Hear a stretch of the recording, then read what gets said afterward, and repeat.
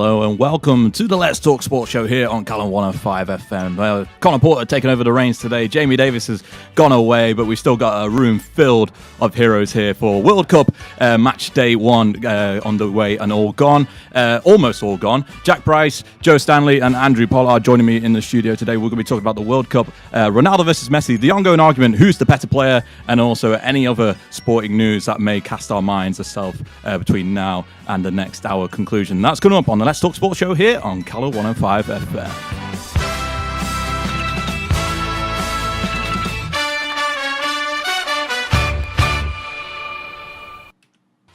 Welcome back to the Let's Talk Sports Show here on Calon 105 FM. That was Robbie Williams with Let Me Entertain You. And well, certainly the opening ceremony was very entertaining to say the least. Certainly Twitter storm was brewing when Robbie Williams did a certain, showed a little finger to the camera, shall we say. Less of that, the better. And let's focus on the football itself. Match day one is almost concluded. The last couple of games taking place today and tomorrow. We are, for a little bit of disclaimer, because this show is going out later on today at around about 7 o'clock, which is when England do play. We are recording this beforehand, so yay, England are in the lead. Yay, England are boozing. I think I covered all the bases right there. But moving on to the World Cup itself and what action we've had so far, well, it's been absolutely plentiful, shall we say. Ronaldo getting a hat-trick against Spain. Iran getting their first ever World Cup win since 1998. I know one man in the room here is very pleased because he's got him in the sweepstakes. Messi missing a penalty against a film director. Well, that's a Hollywood movie script if I've ever seen one.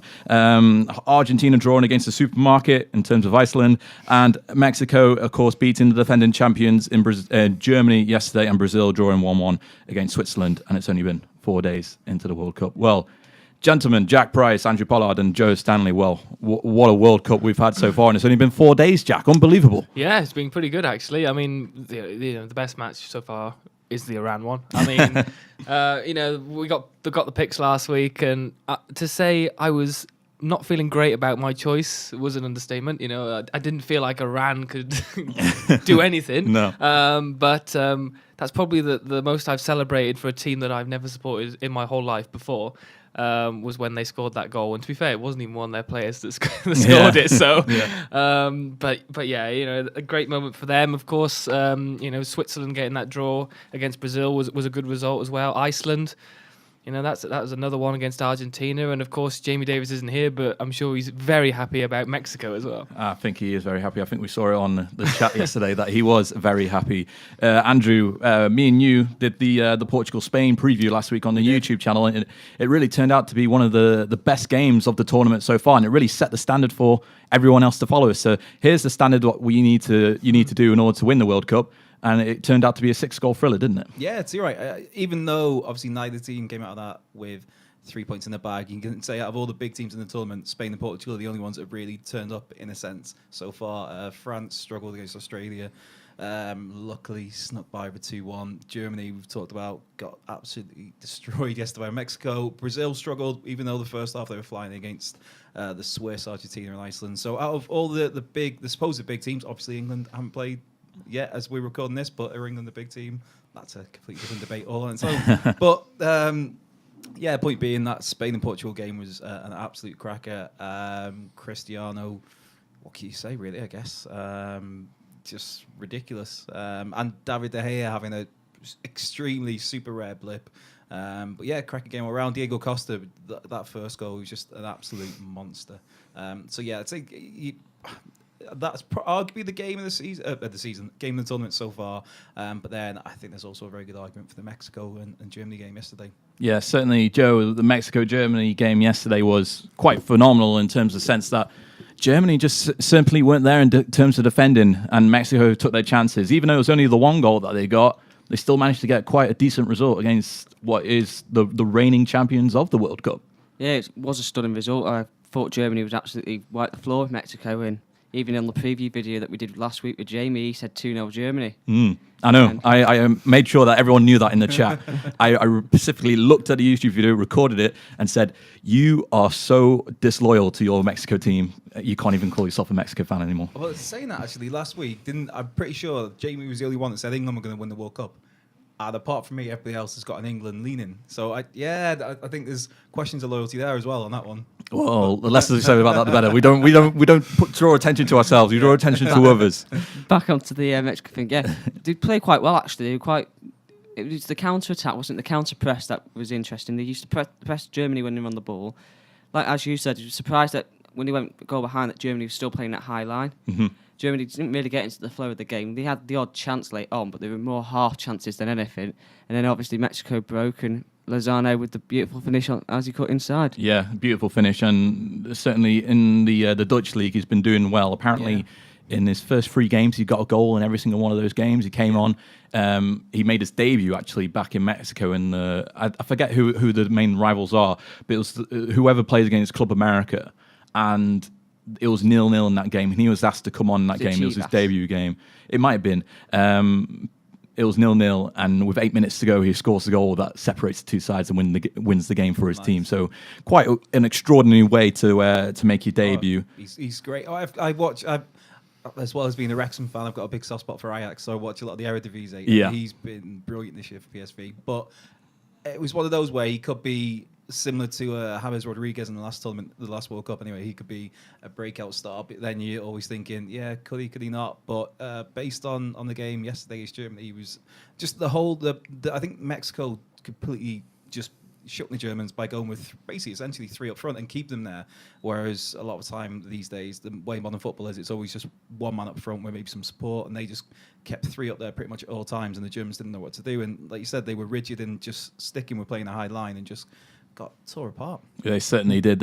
All right, gentlemen, I asked you all to prepare something. Some of us haven't, but you know, it's all in his mind. Can I just say it's great that we haven't got cameras today? I can say, you know, on audio, I have some notes here, and nobody can say otherwise. The magic of radio, ladies and gentlemen. Yeah, Rustle the paper. Tripping over. There we go. Yeah, thanks. Right, I asked you guys to prepare a favourite moment, favourite game, surprising team, potential early exit, and top player so far of the tournament. So I think what we'll do is we could either go around on each topic, or we could all go through each other's lists and criticise it and whatnot. I think each topic, because then that gives me a bit time to look through my folder. Okay, yeah, that imaginary folder of yours filled with football knowledge.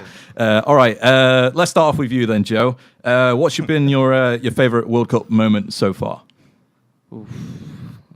You got quite a lot to choose from on that list. Yeah. Oh, it's quite hard. tell you what, give us. Do you need some pointers, Joe? I'll pass me by. Do you have it all on that list then, basically, of each point that you like? I have a favourite game, but specific moment, not so much. Okay, what's your favourite game then? Favourite game's the Spain-Portugal game. Right. It pretty much had everything. I could say the favourite moment. I can't stand the bloke, but that Ronaldo free kick was absolutely stunning. By what I see, favourite moment, it doesn't have to be anything that happened in the game. It can be like anything that you see. So, for example, my favourite moment was seeing Diego Maradona doing the Iceland clap against Argentina. It's like it shouldn't be happening, but it is happening. But yeah, so I suppose you got in the very first game, the opening game, Russia and Saudi Arabia, and you had Putin in the crowd with one of the Arabian princes. And after the Russia went 1-0 up, they were shaking hands. Then they got to about 3-0, and they were fist bumping. And then Clive Tilsley just didn't give any sort of a toss. And he was like, yeah, there they are. I'm sure they're making an oils deal right now. It's like, well, I'm sure you can probably say that on TV, but go wild. That's not my favourite moment. Oh, back to you, Joe. Sorry.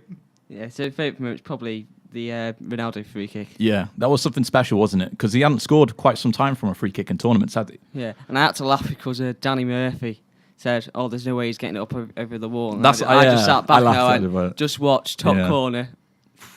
Yeah. And he changed his technique as well. Instead of absolutely lacing, leathering it with his laces, he outside the foot, curl, up over. Stunning. Yeah, brilliant finish. I know certainly when Messi was in that position against Iceland later on in that game, you thought, anything you can do, I can do better. Well, not so much for Messi. Sorry, did you say your favourite moment? No, mine. I don't know. Just I think that maybe the performance of Ronaldo as a whole stands out. I love the fact that Iceland got back into that game against Argentina to make it 1-0 so quickly after going 1-0 down, and just were rigid and solid in their approach. Kolarov's free kick stands out as just being beautiful free kick. But I think for me it's all to do with the Mexico game. It was just the way that they dominated that first half, particularly the fact that it was just swarm attacks, and the fact that you always think with those games going into it. Joe touched on it before. You think in Germany would be the clear favourites.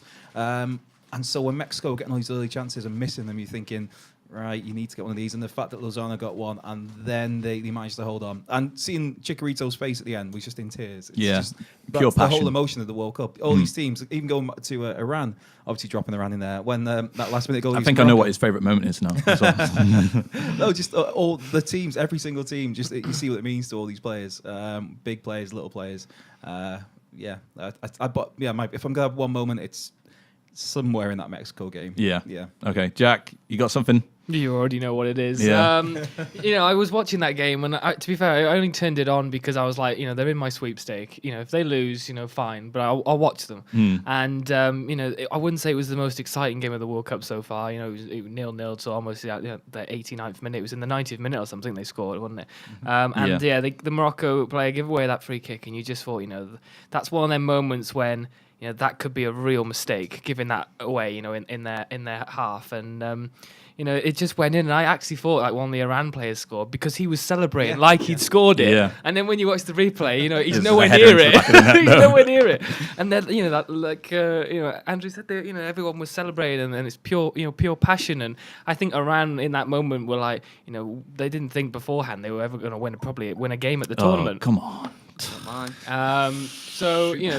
Pure passion and pure joy, and I'm so happy for Iran to get that goal. But if there is one other point, I don't know if any of you else have seen it. Ian Wright was in the Argentina game. He was actually in the stand, and he just kept flipping back and turning back the camera on his phone, and like one bit he was on Messi, one bit he was on him, and he was just changing his facial expression. I think he was expecting Messi to sort of bury the goal, and then the facial expression when he misses, he's just like, oh my goodness, what's just happened? And that was pretty funny as well, because I think everyone in the crowd was like, how's Messi missed that? Out of all the people, you think Argentina, it's like, we'll just have Messi take that because that's a goal, and it's like, well, what a stop by the keeper. Yeah, and we'll certainly be going into a bit of a Ronaldo-Messi debate later on in the show. I think I got a gist as to what your favourite moments are, and I think maybe your favourite games as well. You're going to probably go with the Iran win. I'm going to go on Mexico, Germany, and Portugal, Spain. All right, so we've pretty much got those two in the bag already, so we'll probably move on.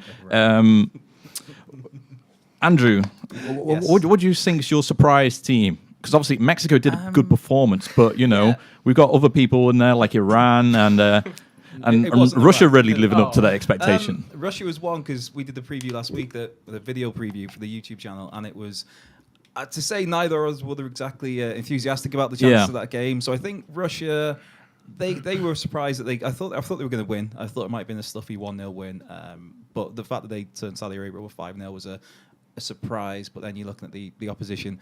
So I think for me though the big surprise was Serbia. Last week we all pretty much slated him, apart from except for Jamie. Who was cheering on the Serbs. Yeah. And I think we didn't really. There wasn't that much concern about them defensively, but there was. I thought there'd be a lack of fluidity going forward, and there wouldn't really be much movement. But they surprised me. So I think my surprise team in the tournament so far would be Serbia and how actually attacking they were. Certainly with Brazil drawing 1-1 in that group as well last night. They've got a really good chance of getting to the knockout stages. So really good quality in that team as well, especially with some of the youngsters. That Napoli midfielder, I forget his name. Milinkovic-Savic, Lazio. And then they've got Adam Ljajic as well. Adam Ljajic, last week I did say he could be their dark horse to do well, but it was... But Mitrovic was brilliant. He's just a monster of a man. And if you could play to his strengths, he's going to unsettle teams no matter how good they are, just by pure brute force. Yeah. I go with Serbia as my surprise package so far. And certainly with Brazil, Switzerland, and Costa Rica in that group, they could still sneak out of it. Jack, what have you got for a surprising team besides Iran? I'm not going to go for. I'm not going to go for Iran this time. I would say Mexico, but we sort of kind of know that, but I'm going to go with Iceland, because I think a lot of people were just sort of, not writing them off, but they were like, yeah, okay, the Euros was like a one-time thing, they're here, we'll just see how far they get. But I think, like Andrew said, when they went a goal down, you sort of thought, oh no, Argentina might run away with this, but, to come back and the way they did as well, and they sort of were almost looking for that winner as well, they really, sort of pushed on, and Argentina didn't really know what to do. So, I think if they can sort of continue that, it was only a point, but, it's better than nothing in the first game. You need at least something in the first match. So,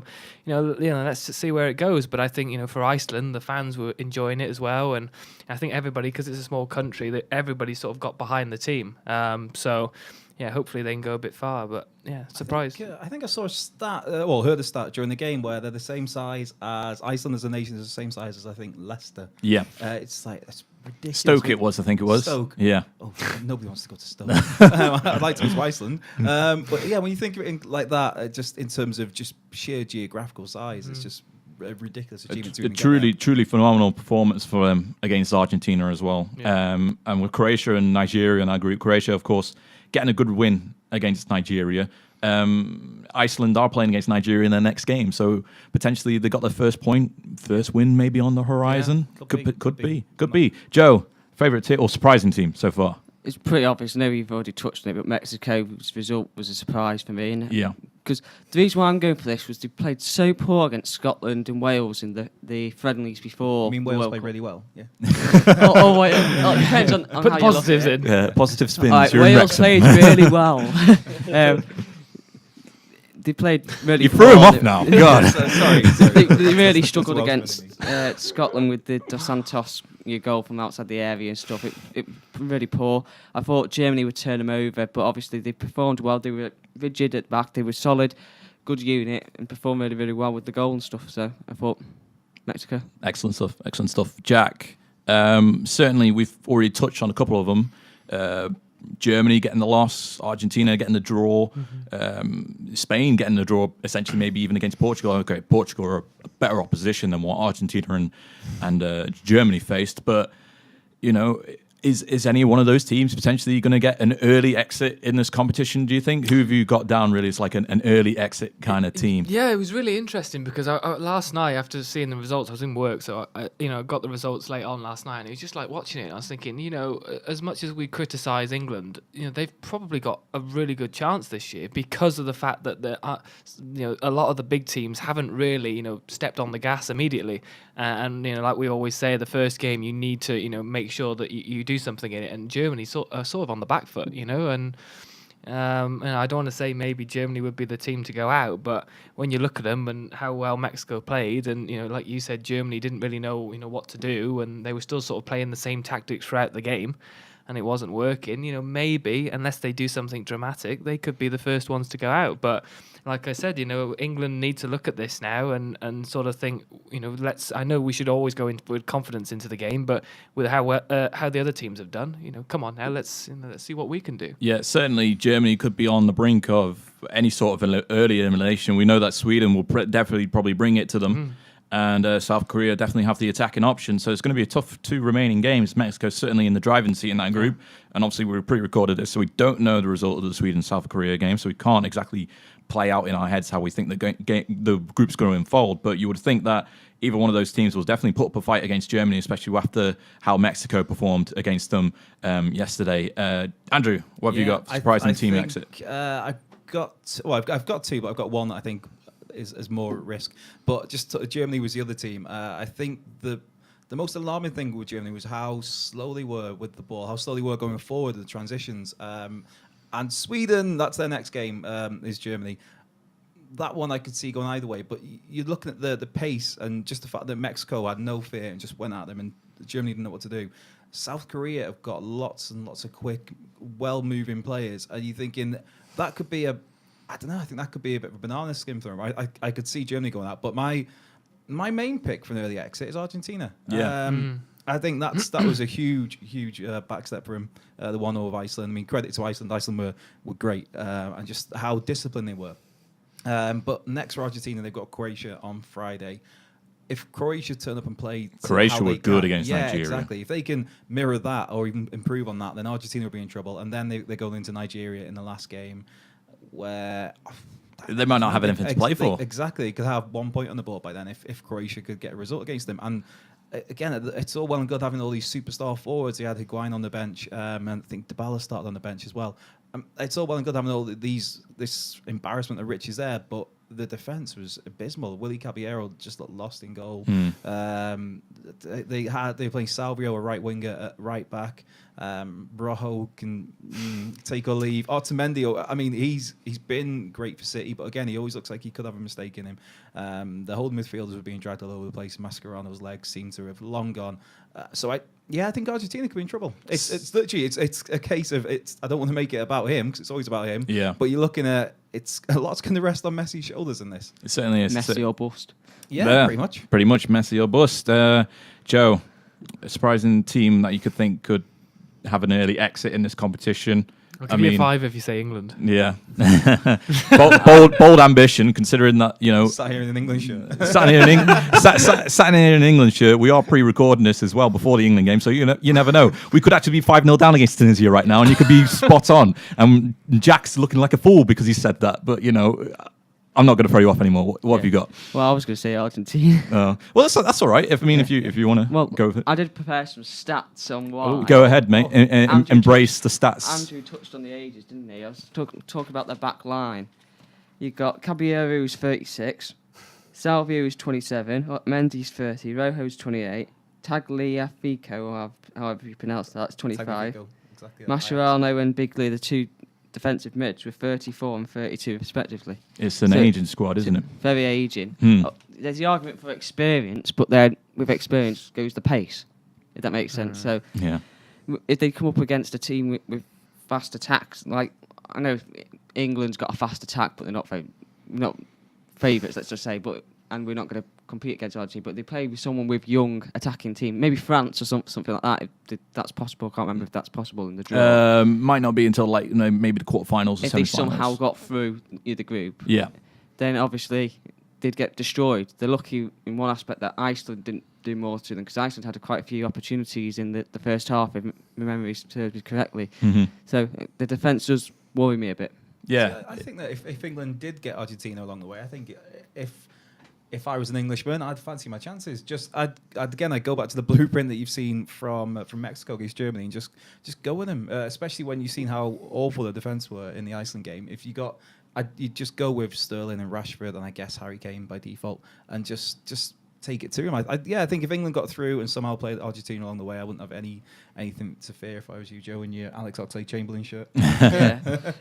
Anyway, right, so we're going to have a music break now, and after the break we're going to be talking about the age-old argument that's been around for the past 15 years or so, Ronaldo versus Messi. Is Messi needing to win the World Cup in order to take over Ronaldo, or is he ahead of him already? We're giving asking the guys in the studio their thoughts on that. But coming up next on the music break, R.E.M. Losing My Religion. R.E.M. Losing My Religion. You're listening to the Let's Talk Sports Show here on Calon 105 FM. It is Monday. Almost all the match day 1 games have been played, and well, Jamie is still trying to get himself into the show in one way or another, so he's decided to send everyone here in the studio an essay on his thoughts on Mexico's win. And obviously he spent a lot of time in this, showing how much passion he has for the side and things like that, but I'm not going to read it out. Good call. Right. He's busy in work today. Yes. He's so busy working, yes. Not be here, but you can write an essay on Mexico. Yeah, if you can't find the time, then don't bother to send me messages and say, read this out. Yeah. No. All in, all or nothing. That's no. I mean, if it was in bullet points, maybe, but I'm not reading out a 4,000 word essay. Yeah. Right. Let's move on to another ongoing argument that has been standing almost the test of times for the past 15 years. Ronaldo versus Messi. It kind of rejuvenated itself in the past couple of days of the World Cup because, of course, Ronaldo's fantastic hat-trick against Spain, the 2010 World Cup winners, getting Portugal off to a reasonably good start because they got the 3-3 draw in the end, came back into the game, fantastic free kick in the dying embers of it to get a vital point for Portugal in Group B, whereas Argentina, on the other hand, struggled against the forever present of the fans' eyes of passion and what other words I'm looking for? Basically, the underdogs of the hour, shall we say. Everyone wants Iceland to do well, and certainly they will against Argentina, scoring 1-1 in that game. Messi even having a penalty saved by the Iceland goalkeeper, who is in fact a film director during his time, because of course they've all got different jobs on this Iceland team. the head coach is a dentist and whatnot. And be honest, it tries to be a footballer for Aston Villa, but that doesn't go well to him sometimes. Let's be honest, and the better, because we're moving on to Ronaldo versus Messi. Ongoing argument all the time. Real Madrid versus Barcelona, Portugal, Argentina. It is always ongoing, and really, a lot of people now have said after this past week that Ronaldo is probably a clear leader in this argument against Messi. I mean, Andrew, what do you make of this, really? Because for the past 15 years or so, it really has been this argument between the two of them. They've both been exchanging the Ballon d'Ors, La Liga titles. Ronaldo's been doing well in the Premier League in the early stages of career, Champions League titles. I mean, the one edge that Ronaldo has, though, is that international tournament. Messi's never won the Copa America or the World Cup. Came close in 2014, but he's come close dozens of times to the Copa America. Ronaldo has that European Championship win. Ronaldo versus Messi, how do you see it? I think the events of the past few days don't really come into it for me. You can't judge it based on that. But it is indicative that you've touched it before, how when it came to it, Ronaldo stepped up, and obviously with a hat trick. But just that free kick was just nice parallels there, where Ronaldo obviously has his late free kick against Spain, and for once finally pops it in the top corner, which it seems like forever since he's done that. And it's, as Joe mentioned, he actually changed his technique rather than just going for his swervy toe pokey thing, technical terms. And and Messi, he had his late free kick against Iceland, and it came to absolutely nothing. So it's easy to compare in that way to go with that as a basis for the argument. I think in general, though, if you look at it, for me, I'd always take Cristiano Ronaldo. Always. I still don't think either of them are the greatest of all time. I'd always say Diego Maradona with that. But then why do you feel you got him on the shirt as well? I have today, yeah. And it's not the hand of God moment, thank goodness. No. It's from this is from the World Cup 1982 against Belgium, where they actually got knocked out and didn't make it past the group stages. Oh. But then not so great then, is it? No. The following World Cup in '86, arguably single-handedly won it on his own. So it's I always. Say that again? Is that a bit of a pun? Single-handedly. Yeah. Oh, no, it wasn't. I mean, yes, it totally was. I always think I like my players to have a little bit of the devil in him a little bit. So that's why I like Ronaldo. Ronaldo, I don't know. I'm trying to change with it being community radio. I'm trying to choose my words wisely. He's a bit of a. He's not everyone's cup of tea. Yeah, but he's loud and proud about it. He wears it like a badge of honor. Whereas I think Lionel Messi's got a bit of a side to him, but he has the whole Mr. Nice Guy thing, like Michael Owen used to have years ago, and I think he was also a bit of a so-and-so. Well, certainly Liverpool fans didn't like him after he joined United. Yeah, exactly. But I think, I'd always go Ronaldo in that argument over Messi, just because you know what you're going to get with him, and he's a friend of mine says he's a machine made of meat, which I guess you can't. Which could be used in lots of dodgy terms, actually. But either way, he just, you know what you're going to get with him all the time. And you can rely on him for the most part to turn up. And if you're basing things purely on World Cups and international tournaments, Messi's rarely turned up in he's had glimpses in the Copa America over the years. But in terms of the World Cup, he kind of dragged him through the group last time, but then I don't know. I think Portugal don't rely on, as bizarre as it sounds, Portugal don't rely on Ronaldo as much as Argentina rely on Messi. Make of that what you will. But no, if I'm waffling far too much, but no, if it's Ronaldo or Messi, I'm always going to go with Ronaldo. But I still don't think either of them are the greatest of all time. So do you think, in order to push himself further up in that argument, do you think Messi needs to achieve something on the international stage in order to put him up there? It wouldn't hurt. It wouldn't hurt. Obviously, winning the World Cup. Especially when you have to compare yourself against a fellow countryman and Diego Maradona. It's certainly a tough test, isn't it? I think in the eyes of the Argentinians, I don't think he'll ever be as good as Maradona to them unless he wins the World Cup like Maradona did. I think that's what it comes down to, really. Especially as they're both very similar sorts of players. Just Maradona was a bit stronger. He was smaller, but he was stronger. And he, like I said, he had a bit more of the devil in him. Maybe too much at times. So I think in terms of the Argentina fans, they're never going to see Messi as Maradona's equal until he wins the World Cup for him, because they're so passionate about that trophy and about their football. Can I say Maradona always had a sniff? Okay, well, let's keep on moving on. I was going to jump to you, Joe, but hopefully you get no more comments like that. Yeah. I was going to say sniff at goal. Okay. Ronaldo, Messi. In your eyes, Joe, of course, being a Liverpool fan, you've had to watch Ronaldo over the years playing for United. really come towards you. So maybe you got a bit more of a softer side for Messi in that sense. I'm definitely a Mohamed Salah kind of guy. No, I was waiting for that. I was waiting for that. Just a joke. I do have a soft spot for Messi. To be honest, I've been a fan of Messi for years.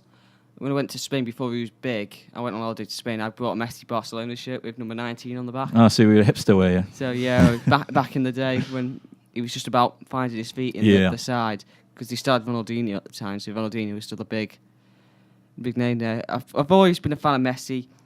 His style of play is fantastic. He can dribble. He can do pretty much everything. He can even head the ball. He's the same height. Well, he's 5'7". I'm 5'7.5", half an inch taller than Messi. So he's around my height, and he can just do things with football that no other player can really do.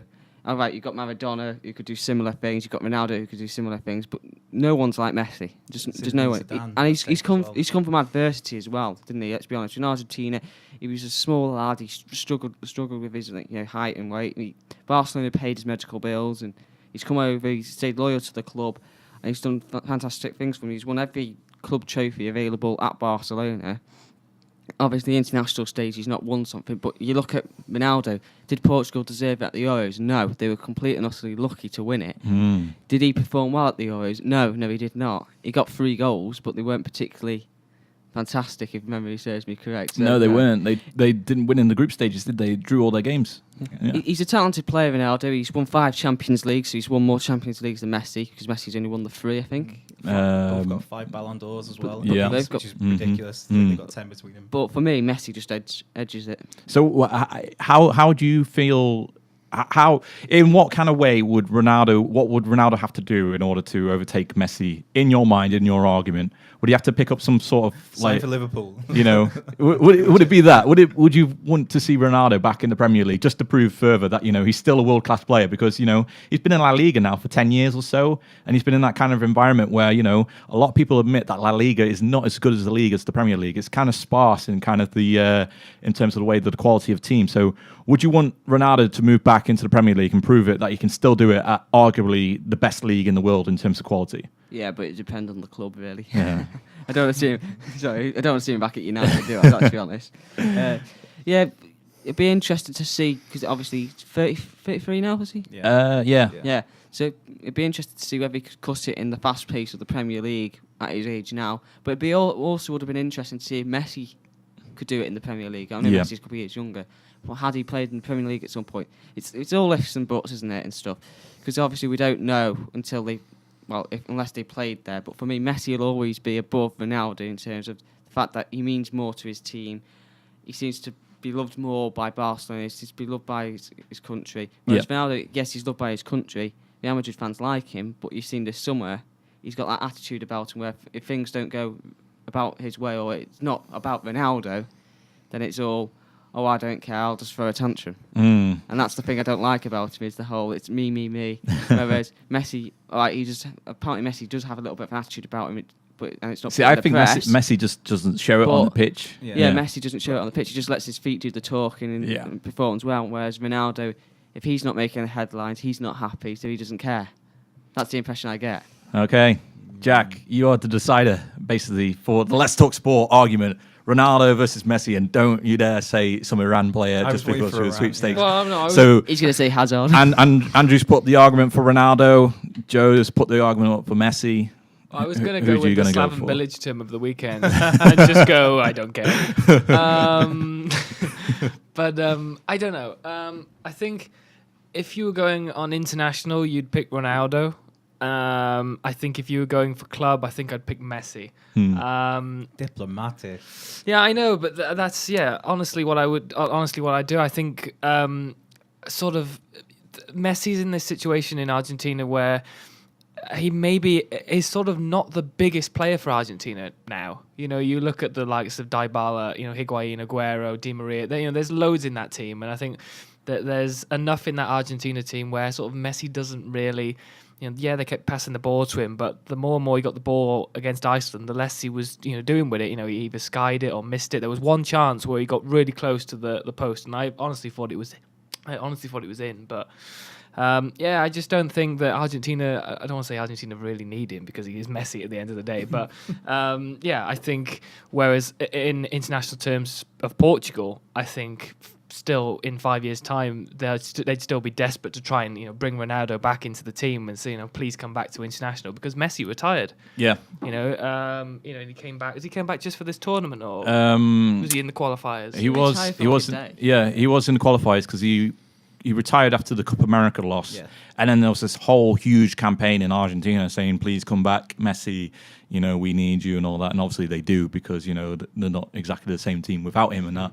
But yeah, I understand in the case of, Messi certainly has been better for club, and Ronaldo has been better for Portugal in terms of that sense. But is this World Cup then really a defining moment that could put an end to this argument as to who's better than Ronaldo or Messi? Because arguably, in the sense of the ages that they are now, it could be their last ever World Cup and last chance to really make a statement and to finally, in terms of both of them, to put the critics to bed, to say, yes, I am the better of the two. I mean, what do you think? Anyone want to jump in? If Portugal won the tournament, I think that cements it 100%. He's already got the one international tournament in the bag with the Euros in 2016. I don't think Portugal are going to win it, though, so that's a kind of moot point. But if they did, that would, like I said, that'd cement it. But going back to what you're saying about the importance of the players to their own international teams, I think part of it is the Portuguese players. They've got a lot of very good players, but those players have got the mentality where they're prepared to work around Ronaldo in a way. Whereas with Messi, all the names you listed there, they're all these giant superstars at their clubs who, because they're generally the creative attacking players, and by nature, a lot of attacking players are more out just for the goals themselves, to make themselves look better. So while you've got Sergio Aguero, who's the main man at Man City, you've got Dybala, who's the main man at Juventus, you've got Higuain again at Juventus. Angel Di Maria was on fire for Paris Saint-Germain last season. So you've got all these players. I think they've got the superstar mentality more than the Portuguese do, where the Portuguese are more happy to carry the water, as it were, carry the load. Even though they're a lot of great attacking players in their own right, I think they're more prepared, that they realise how special Ronaldo is. I'm not saying that the Argentinian players think Messi isn't great, because he clearly is, but I just think there's maybe one too many egos in the squad, possibly, that could have an effect on that. Anyone else got anything left to say? Or if they want to respond to anyone has said anything like that? No, everyone shaking their heads. Okay, who do you think is going to go further in this tournament then? Portugal or Argentina? Who have we got in... Iran, I think. You're going to say Iran, are you? Iran are going to go further than both of them. I mean, they've got more points than both of them, so you never know. Look at the table now. Take a picture of what the table looks like now. Yeah, this is what it looks like now. It'd be like one of those days when, you had like Blackpool at the top of the Premier League because they won the first game. On this day. On this day, Blackpool were leading the Premier League. Iran are higher than Portugal and Spain. Didn't they beat Wigan like 4-0 or something on the opening day of the season? I don't know what the result was, but it was pretty phenomenal. Who do you think is going to go further in the World Cup, Argentina or Portugal? Portugal. Oh, okay. So an advocate for Messi, but you think Portugal's going to go further? I think Portugal will go further because, as previously mentioned, if I say Argentina, I'll be what's it called? Contradicting. Yeah, thank you. Contradicting myself, because I said Argentina's defence is going to be their downfall. Their attack's fine. Yeah, attack's brilliant. It's the defence that's going to cost them, and that's why they will go out early on. Whereas Portugal, they rely on Ronaldo. They're not a spectacular team, but I reckon they'll get into the knockout stages, and we'll see what happens. Andrew, I saw you looking for your notes. Trying to find your table. Real notes. Your table of greatness. Knocked out by Uruguay in last 16. Portugal, okay, so. There you go. Heard it first. I had the exact same thing. Portugal to get knocked out in the last 16 by. I also had Argentina to go through to the quarterfinals, but the way it's going, I don't think Argentina are going to get the group. So by default, Portugal are going further. Okay, Jack. I think Argentina are going to go further simply because I only want I only want one team out of Spain or Portugal to go through, because the other place is obviously for Iran. So and then you can keep that dream alive. I think Spain will go through. £64 coming your way, mate. Right, let's have a music break, and when we come back, we'll be talking about any other sports news that we've got our minds into, potentially either Formula One or Phil Mickelson making us up his own golf rules. But for the time being, tears for fears, everybody wants to rule the world. Welcome back to the Let's Talk Sports show here on Calon 105 FM. So, got roughly around about 5 or so minutes left in the show this week. Jack, Le Mans, Formula One, Fernando Alonso, just give us all the rundown of what happened in that. You're just throwing that to me now. Yeah. Okay. Le Mans this weekend. Gutted that I wasn't able to watch it. Damn Eurosport. I think this is sort of cemented really for Fernando Alonso. A lot of people are thinking he might leave F1 now because of winning this. It's probably the happiest we've seen Fernando Alonso in a good couple of years. Obviously, he tried Indy 500 last year and car broke down halfway through, which was a shame for him. But to win Le Mans this year was a great achievement. He's now got 2 out of the 3 that he's looking for the Triple Crown. He's only got Indy that he needs now to get that. Yeah, I mean, credit to him and his team. A couple of former F1 drivers as well. And Sebastian Buemi, I think, was one of his teammates. So, credit to the Toyota team. I think it's the first time they've won that in a while. Toyota themselves. Yeah. So, great achievement for the whole team. I think their teammates, as in their partner car, came second as well. So I think it was a 1-2 for them. So, nice. Great credit to them. And obviously Jenson Button took part as well. But I think you just think he's still a little bit unlucky in his career, because I think 53 minutes until the 24 hours ran out, his car broke down. Oh, I mean, if that's just not bad luck, that's just terrible. But pulled to the side of the road and sort of lost engine. The engine gave up 53 minutes to go. So shame for Jenson Button, but delight for Fernando Alonso, and obviously he'll be coming into the French Grand Prix, which is, like you said, Conor, before the show came back. It is new for the F1 grid. It hasn't been around for a good couple of years. Yeah, I think Massa was the last person to win it, and then after that it was like Alonso did it a couple of times, and then a couple of years in a row it was all Schumacher. So It's been that kind of a long time ago since we've been in France for a Grand Prix. Haven't had a French Grand Prix in a long time. Yeah, so he'll be coming to that, with a lot of positives from Le Mans. And hopefully that'll help him in his confidence for the season. But he'll be going back into a McLaren car, which isn't probably as good as the Toyota he was running in Le Mans. So a lot of people have been talking about that he might leave, but it all depends. If McLaren sort of let him go to Indy like they did last season, he might stay in Formula One, because I think that's what he's going for now. But he could go to supercars. You don't know. He might try DTM or something like that. So let's see. But in terms of the F1 itself, Mercedes will be looking to get back into it. That they've been struggling as of late. They should have their engine upgrade that they didn't get in Canada this weekend, which will hopefully help them. And it'll be interesting to see where Red Bull are as well, because they've obviously been doing well the last couple of races. Ferrari have been sort of matching with them. So when Mercedes get this upgrade, it'll be interesting to see where Red Bull are as well, because I think a lot of people want to see Daniel Ricciardo pushing for this championship, because of course you've got Hamilton and Vettel, but if you get a third one in the mix as well with Ricciardo, that'll make the championship a little bit more spicier. So and it'll be all the 3 top constructors as well competing, so it's all to play for. Yeah, of course, and I think when you look at it there, you've got the top 3, and then out of all the second drivers, I know I don't want to say Max Verstappen is the second driver in that team, but out of all the second drivers, you then see Max Verstappen higher than Raikkonen and Bottas. So if Red Bull can get it going, they could have 2 of the drivers in the race for the sort of championship. So it's all to play for, and it's great to see the French Grand Prix back on the calendar. And I think Germany's back on it as well this year as well. So, it's great to have it back. And hopefully we'll see a good race this week. Who's your money on to win? Who would you, if you were a betting man, who would you put your money on?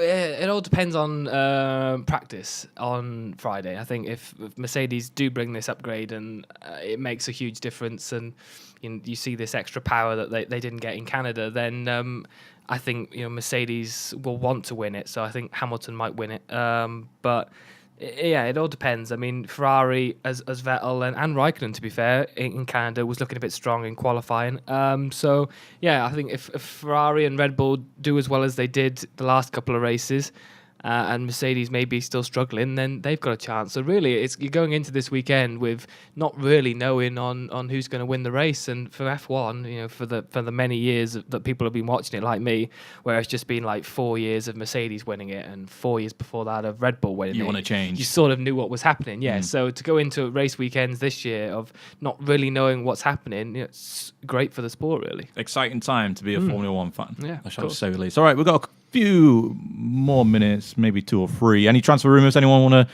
throw out there particularly? I guess Anthony Martial looks like he's leaving Man United. His agents come out and said that he wants to leave. Whether there's been a transfer request handed in at all yet, it's not been confirmed. But I just think that's I have no dog in the hunt on that one particularly, as a simple Wrexham fan. But it's one of those you want him to go from a neutral point of view, just to go and play somewhere, because he's can be a phenomenal He player. had that clause in his contract as well, where if he wins the Ballon d'Or, they have to pay a certain amount to Monaco. So that'll be interesting to say the least. I mean, as well, Griezmann staying at Atletico Madrid. Oh, that was ridiculous. It was pointless. That was stupid. You see that he did apparently 2 videos he recorded. It was a documentary, wasn't it? Yeah, TV shows. Yeah, there was one that was going to say he was staying, one that was going to say he was leaving. If that's just disrespectful to the club, and if I'm Atletico Madrid, if I'm Diego Simeone, I'd be cashing in and telling him where to go. Yeah. Joe, anything you want to say before the end of the show? Mo Salah going to score a hat-trick against Russia? I reckon if he gets on the pitch, he could score. He's supposed to be 100% fit, but we'll see what happens. Yeah. What happened with Fekir in the end then? I know obviously it didn't go through, but any insight on that one? That wasn't even being sarcastic. Knee problem was picked up in the medical. It was to do with the knee problem, and then they asked them to reduce the pay or to reduce the transfer fee, and they said no. It could still happen after the World Cup, but it's highly unlikely. He did an announcement video and everything, didn't he, for LFC TV? In the or some other trash channel, I can't remember. Yeah, well, there's rumours because obviously it wasn't released. I saw pictures. Delete. He was in their full Liverpool kit. He picked his squad number. Oh no! Everything interview done about how he was so happy to He's join always been the club. How Liverpool's his dream club since he was a small boy. And then Liverpool go, he's got problems on his knees. We want another 10 million off. Leon go, nah, you're all right. And no, take him back. And then he's back saying, I love playing for Leon. Yeah. Or maybe Arsenal or someone else. That's always been his boyhood club. Oh dear. Footballers these days can't live with them, can't live without them. My thanks to Jack Price, Andrew Pollard, and Joe Stanley for coming in today for the Let's Talk Sports show. I've been Conor Porter. Jamie Davis will be back next week. Boo. Jack's especially saying boo as well. He's written in his notes. It's in that huge folder that he's got in front of him that we're totally not lying about it being in his presence and whatnot. But yes, thank you for listening to the Let's Talk Sports show. Don't forget to check out our YouTube channel for any more exclusive content from ourselves in terms of previews and whatnot. We've got a bunch of previews coming up this week for all the Matchday 2 games, so make sure you go out there and subscribe to our YouTube channel to check out for that. Once more, thanks to Jack, Andrew, and Joe for coming up on the show today. I've been Conor Porter. You've been listening to the Let's Talk Sports show, and we shall be back same time next week. Take care.